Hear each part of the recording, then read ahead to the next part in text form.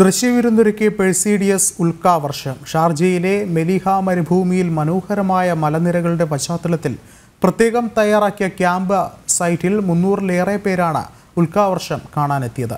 വിപുലമായ സജ്ജീകരണങ്ങളോടുകൂടിയായിരുന്നു വിസ്മയ കാഴ്ച കാണാനായി ഒരുക്കിയിട്ടുള്ളത്.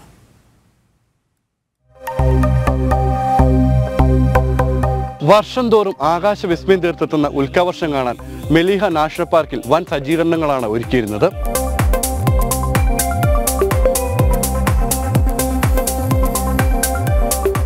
അത്യാധുനിക ടെലിസ്കോപ്പുകളിലൂടെ വാനനിരീക്ഷണം നടത്താനുള്ള സൗകര്യമടക്കം ഒരുക്കിയാണ് ആകാശവിസ്മയം കാണാനെത്തിയവരെ മെലിഹ നാഷണൽ പാർക്ക് സ്വീകരിച്ചത്.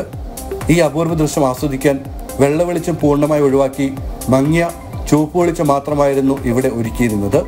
രാത്രി 9:30 കൺകുളിർമയേകുന്ന ആകാശക്കാഴ്ചയായ ഉൽക്കാവർഷം ദൃശ്യമായി തുടങ്ങി. Just 30 minutes since we started.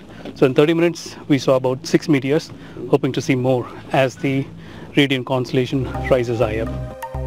ഉൽക്കാവർഷ നിരീക്ഷണത്തിന് പുറമെ പ്രായഭേദമന്യേ പങ്കെടുക്കുന്നവരെല്ലാം ആകർഷിക്കാൻ പാകത്തിൽ വൈവിധ്യമാർന്ന വേറെയും പരിപാടികൾ ഒരുക്കിയിരുന്നു.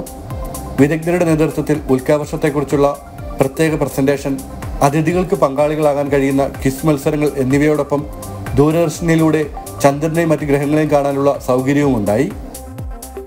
Today's event, so Perseids meteor shower, for those of you that don't know what a meteor shower is, right, is when a comet moves closer to the sun, you have pieces of it break off, right, leaving a trail.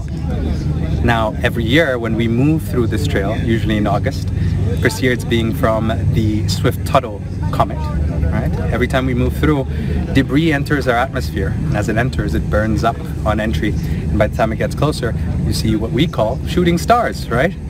So nights like this for Perseids, for example, with a meteor shower, you can have a high volume of shooting stars in one patch of sky.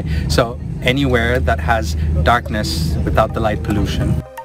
വരും വർഷങ്ങളിൽ ഇത്ര വ്യക്തതയോടെ പെർസിയഡ് ഉൽക്കാവർഷം കാണാനായില്ലെന്നതും ഇത്തവണത്തെ പ്രത്യേകതയായിരുന്നു. വാനിലെ വിസ്മയ കാഴ്ചയെ ഹൃദയത്തോട് ചേർത്താണ് ഇവിടെ കൂടിയവർ മടങ്ങിയത്.